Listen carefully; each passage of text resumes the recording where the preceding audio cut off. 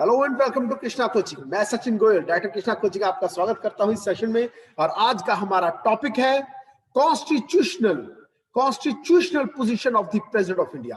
भारत के संविधान के हिसाब से भारत के राष्ट्रपति की क्या पोजीशन है, खास करके उसकी position with respect to prime minister and council of ministers क्या है।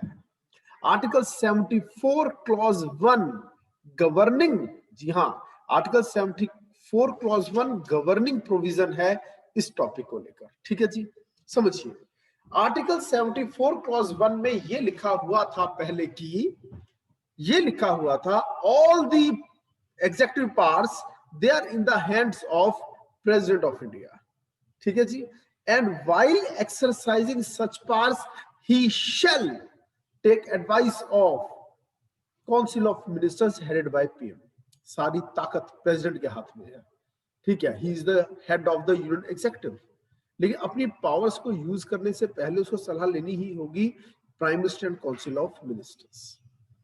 फिर वक्त आया 1975 का।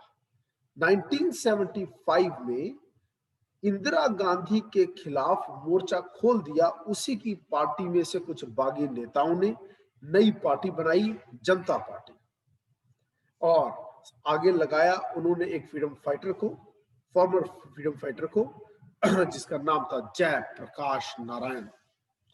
बिहार से थे जयप्रकाश नारायण, और बहुत ही जिनकी रिस्पेक्ट थी लोगों के दिलों में। और उन्होंने, जयप्रकाश नारायण ने इंदिरा हटाओ का नारा दिया। जरूरी हो गया उस समय इंदिरा गांधी के लिए इस रिबेलियन को क्रश करना, इस रिवोल्ट को क्रश करना। इंदिरा गांधी चाहती थी कि लगा दिया जाए देश में national emergency on the grounds of internal disturbance. देश के राष्ट्रपति उस समय थे फखरुद्दीन अली अहमद, और राष्ट्रपति फखरुद्दीन अली अहमद जी ने कहा आर्टिकल 19(1)A हर किसी को अपनी बात कहने का अधिकार देता है। मोरओवर, सिर्फ इतना ही नहीं, 19(1)B freedom to assemble peaceably and without arms का भी फ्रीडम राइट कॉन्फर करता है। तो ऐसे में मुझे ठीक नहीं लगता कि मात्र लोगों के धरनेबाजी की वजह से हम ये कहें कि उपयुक्त टाइम आ गया है, इसको इंटरनल डिस्टर्बेंस माना जाए और देश में लगा दी जाए नेशनल इमरजेंसी। इंदिरा गांधी ने कहा that although all powers are in your hands, but you have to take my advice while using such powers. And if I'm asking you to proclaim national emergency on the grounds of internal disturbance, you should proclaim national emergency under Article 352. Article 352 के तहत national emergency आपको लगानी होगी। इस पर राष्ट्रपति फखरुद्दीन अली अहमद जी ने कहा this is advice in Indian Constitution clear in Indian Constitution Article 74 clause 1 clearly the word advice has been used. So advice means सलाह। हाँ, मैंने सलाह ले ली, लेकिन मुझे आपकी सलाह पसंद नहीं आई, तो I will not act as per your advice। मैं आपको याद दिला दूं, जब राजेंद्र बाबू राष्ट्रपति थे, यानी doctor Rajendra Prasad, when he was the president of India, तब उनका भी मतभेद हुआ था पंडित जवाहरलाल नेहरू के साथ दो बिल्स को लेकर। और दो बिल ऐसे थे जिस पर साइन करने से मना कर दिया था राजेंद्र प्रसाद जी ने। ठीक है जी। और इस पर पंडित जवाहरलाल नेहरू को काफी बुरा लगा। उन्होंने तब के attorney general of India Motilal Singh Setalvad और साथ में तब के लॉ मिनिस्टर दोनों को भेजा, जाओ उनके घर जाओ, मिलकर आओ राष्ट्रपति जी से। और वो जाकर मिलकर आए और उनको कन्विंस किया कि आपको जिद छोड़ देनी चाहिए और साइन कर देना चाहिए। राजेंद्र बाबू ने कहा आई am not bound. Article 74 clause 1 सिर्फ सलाह की बात करता है, मैं बाउंड नहीं हूं। I am not bound to act as per the advice of PM, although I have to take advice, I am bound to take advice, but I am not bound to act as per advice. मगर उनकी बात को मान लिया राजेंद्र बाबू ने और अपनी जिंदगी छोड़ दी।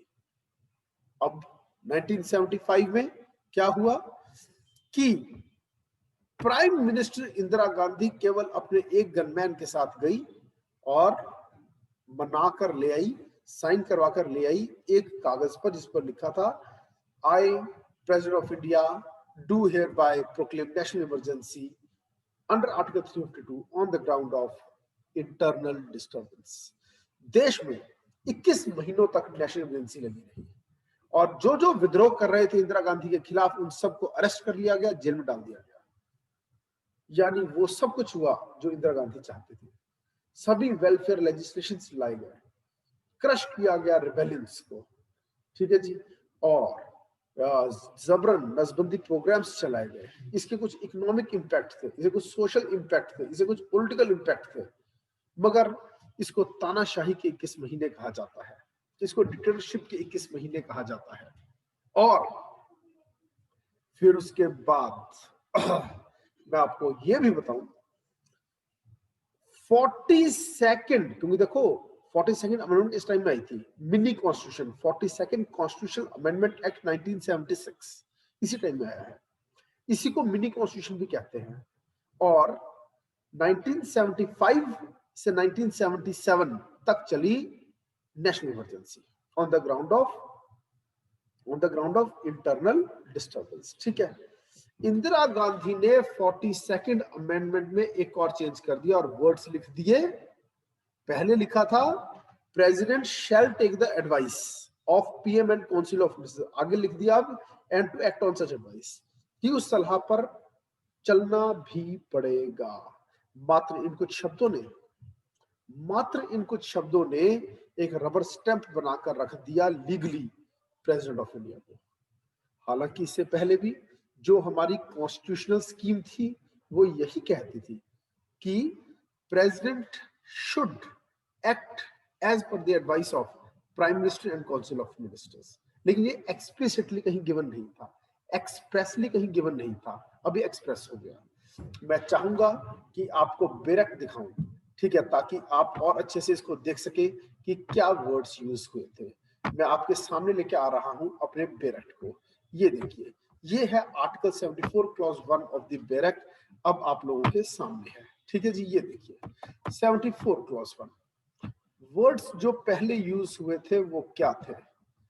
There shall be a council of ministers, मैं थोड़ा सा फॉन्ट साइज बड़ा कर देता हूं, आपके लिए पढ़ना आसान होगा, ठीक है। I hope this much is sufficient. ये देखिए आप लोगों के सामने है, there shall be a council of ministers with the PM at the head to aid and advise the president, ठीक है जी, कि एक होगा काउंसिल ऑफ मिनिस्टर्स, ठीक है, जिसका हेड होगा कौन? काउंसिल ऑफ मिनिस्टर्स होगा, जिसका हेड होगा प्राइम मिनिस्टर, ठीक है, ताकि एड करे, एडवाइस करे प्रेसिडेंट को। Who shell in the exercise of his functions, अब ये जो वर्ड्स है, act in accordance with such advice, act in accordance with such advice, ये जो वर्ड्स आ गए ये कब आए थे? ये 2 नंबर लिखा हुआ है यहाँ, हम नीचे आके देखते हैं, ये आ गया 2 number, substituted by 42nd amendment 1976, clear, applicable from 1977, clear. ये देखिए प्रोवाइडेड दैट, लेकिन प्रेसिडेंट चाहे तो एक बार काउंसिल ऑफ मिनिस्टर्स को रिकंसिडर करने को कह सकता है उनकी सलाह, इधर जनरली और अदरवाइज, मगर प्रेसिडेंट शैल एक्ट, शैल बात तो माननी पड़ेगी, उस सलाह के साथ चलना पड़ेगा अगर दोबारा से रिकंसिडर होके भी आ गई। यानी ये 74 क्लॉज 1 मजबूर कर देता है प्रेसिडेंट को to act on the advice of PM and council of ministers, okay okay. और जो सलाह दी गई है, ठीक है, the advice so tendered by ministers to the president shall not be inquired into in any court, किसी कोर्ट में उसके ऊपर इंक्वायरी भी नहीं होगी, क्लियर। और आगे चलते हैं हम, ठीक है जी। अब मैं आपको इसके नोट्स दिखाना चाहूंगा, ये देखिए हमारा जो कॉन्स्टिट्यूशन है वो पार्लियामेंट्री फॉर्म ऑफ गवर्नमेंट के बारे में बात करता है, ठीक है, और प्रेसिडेंट जो है केवल एक नॉमिनल एग्जीक्यूटिव है, जबकि रियल एग्जीक्यूटिव कौन है? Prime minister, council of ministers का हेड पीएम, ओके। तो इस कारण से प्रेसिडेंट को हैज टू यानी बाउंड है to act on the ad and advice of council of ministers headed by PM. Okay, तो डॉक्टर भीमराव रामजी अंबेडकर ने इस बात को बड़े अच्छे से इन शब्दों में लिखा। वर्ड्स पढ़ते हैं। हमारे कॉन्स्टिट्यूशन में there is placed at the head of the Indian union a functionary who is called president. President है, हेड है, ठीक है। The title of the functionary reminds of the president of USA. सुनने में तो लगता है कि जैसे यूएसए का प्रेसिडेंट होगा, पर जहां यूएसए का प्रेसिडेंट ऑल सुप्रीम है, वो रियल हेड भी है और नाम का भी है। हमारे यहाँ सिर्फ टाइटुलर है, ठीक है, क्योंकि हमने प्रेसिडेंशियल फॉर्म ऑफ गवर्नमेंट नहीं अपनाया। हमने रियल हेड बनाया पीएम को, नाम का हेड बनाया प्रेसिडेंट को। But beyond the entity of the names there is nothing in common. इनके बीच में कुछ भी कॉमन नहीं है यूएस प्रेसिडेंट और इंडियन प्रेसिडेंट के बीच में, ठीक है जी। क्यों? उनकी कौन सी फॉर्म ऑफ गवर्नमेंट है? Presidential form of government. और हमारी कौन सी है? पार्लियामेंट्री फॉर्म ऑफ गवर्नमेंट, ठीक है जी। अब अमेरिका में क्या होता है कि जो प्रेसिडेंट है वो ही चीफ हेड भी है एग्जीक्यूटिव का, एडमिनिस्ट्रेशन का, ठीक है जी। लेकिन इंडियन कॉन्स्टिट्यूशन में ऐसा नहीं है। हमारे यहाँ जो प्रेसिडेंट है वो सेम पोजीशन ऑक्यूपाई करता है वैसी जैसी कि किंग में है। किंग के पास जो पोजीशन है ये as per the English constitution, वो हेड ऑफ द स्टेट तो है, लेकिन वो सच में पूरी एग्जीक्यूटिव का हेड नहीं है। रियलिटी में पीएम हेड होता है। ही represents the nation but doesn't rule the nation. देश को रिप्रेजेंट तो प्रेसिडेंट करता है इंडिया में और यूके में, लेकिन वो असली रूलर नहीं है, वो केवल एक सिंबल है, नेशन का सिंबल है, ठीक है। His place in administration is that of a ceremonial device or a seal by which the nation's decisions are made, ठीक है जी। उसके नाम पर काम होता है, वो हमेशा बाउंड, जनरली वो बाउंड होता है by the advice of the ministers, और उनके खिलाफ वो नहीं जा सकता। ओके, और प्रेसिडेंट जो है यूएसए का, वो डिसमिस कर सकता है किसी भी सेक्रेटरी को कभी भी। और इंडिया का जो प्रेसिडेंट है, ठीक है, उसके पास ऐसी कोई पावर नहीं है। जब तक मिनिस्टर्स मेजॉरिटी क्लेम करते हैं लोकसभा में, तब तक वो निकाला नहीं जा सकता। और 3 आर्टिकल्स को पढ़ने से पूरी पोजीशन क्लियर हो जाएगी। आर्टिकल 53, 74 और 75, इन 3 को पढ़ने से constitutional position of president clear होती है। पहले पढ़ते हैं हम 53, जो डिक्लेयर करता है कि सारी एग्जीक्यूटिव पावर किसके हाथों में है? प्रेसिडेंट के, ठीक है जी। लेकिन कैसे चलेगी? ठीक है, exercised by him either directly or through officers subordinate to him. तो प्रेसिडेंट ऑफ इंडिया हेड है, 53 से पता चलता है। अब 74 बताता है कि एड एंड एडवाइस करेंगे उसके पीएम और काउंसिल ऑफ मिनिस्टर, उसके हिसाब से ही उसे काम करना होगा। सारी पावर्स है तो प्रेसिडेंट के हाथों में, but is bound by the advice of PM and council of ministers, और उनकी है collective responsibility. Council of ministers की है कलेक्टिव रिस्पॉन्सिबिलिटी टू लोकसभा। अगर क्वेश्चन आ जाए कि मिनिस्टर्स जो होते हैं वो इंडिविजुअली रिस्पॉन्सिबल टू प्रेसिडेंट होते हैं, पर कलेक्टिवली रिस्पॉन्सिबल टू लोकसभा होते हैं, याद रखिएगा, ठीक है। और ये जो सिस्टम है कलेक्टिव रिस्पॉन्सिबिलिटी का जो प्रिंसिपल है, यही फाउंडेशन है पार्लियामेंट्री सिस्टम ऑफ गवर्नमेंट की मिनिमम 50% का सपोर्ट आपको अपने साथ रख के चलना पड़ेगा इन लोकसभा, द पॉपुलर हाउस। जब तक लोकसभा का 50% सपोर्ट नहीं, आप आगे नहीं चल सकते। और 42nd अमेंडमेंट 1976, जिसको मिनी कॉन्स्टिट्यूशन कहते हैं, ये इंदिरा गांधी सरकार लेकर आई थी, इमरजेंसी के दिनों में लेकर आई थी, इसने प्रेसिडेंट को बाउंड बनाया था। और 44th अमेंडमेंट जो आई थी, जिसको मोरारजी देसाई लेकर आया था, ठीक है, उन्होंने ये बात रिकंसिडर वाली बात डाली थी कि एक बार मिनिस्टर्स के फैसले को रिकंसिडर करने को कह सकता है प्रेसिडेंट, लेकिन उसके बाद मानना पड़ेगा। अगर रिकंसिडर एक बार हो गया, उसी सलाह को मानना पड़ेगा। तो प्रेसिडेंट सिर्फ एक बार, he may return a matter once for reconsideration, but if it is reconsidered then the advice becomes binding on the president of India. ये है कॉन्स्टिट्यूशनल पोजीशन ऑफ प्रेसिडेंट, ठीक है जी। अब कहानियां समझाता हूँ। जैसे कि अक्टूबर 1997 में क्या हुआ, ठीक है, कैबिनेट ने रिकमेंड किया प्रेसिडेंट के आर नारायण को कि प्रेसिडेंट रूल लगा दीजिए अंडर आर्टिकल 356 इन उत्तर प्रदेश। ठीक है जी, प्रेसिडेंट ने इसको रिकंसिडर करने को कहा कि कैबिनेट इस फैसले को रिकंसिडर करे। ठीक है, which then decided not to move, मगर फिर सरकार ने कहा ठीक है इस बात को ये दबा दो, अच्छा है। तो BJP lead government under Kalyan Singh was saved. इस तरह से बीजेपी की यूपी में जो सरकार थी वो बच गई। और फिर सितंबर 1998 में कुछ ऐसा ही हुआ।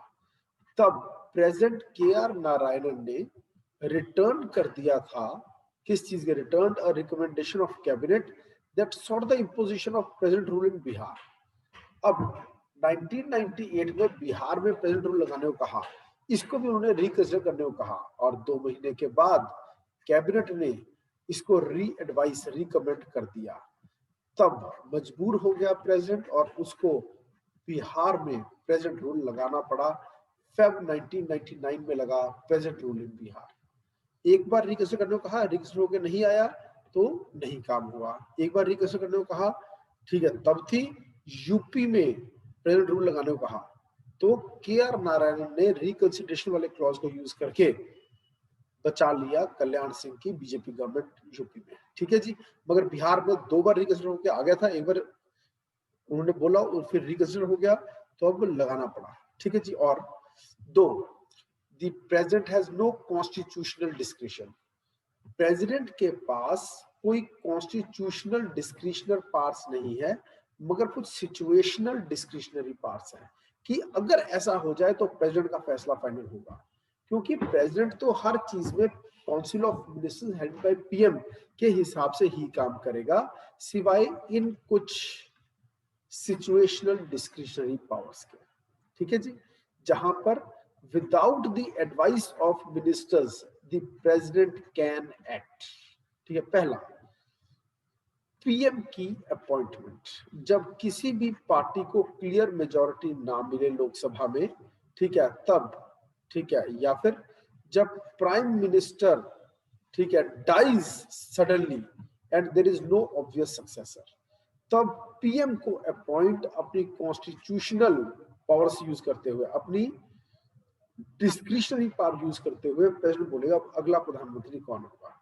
फिर जब कॉन्फिडेंस खो देती है एक सरकार लोकसभा में, तो डिसॉल्व करना है, डिसमिस करना है या नहीं करना है, मैं डिसॉल्व पॉइंट बाद में आएगा, पहले डिसमिसल है, काउंसिल ऑफ मिनिस्टर्स को डिसमिस करना है या नहीं, ये फैसला लेगा प्रेसिडेंट। और फिर उसके बाद इसी ग्राउंड पर डिसॉल्व करना है लोकसभा को या नहीं, अगर काउंसिल ऑफ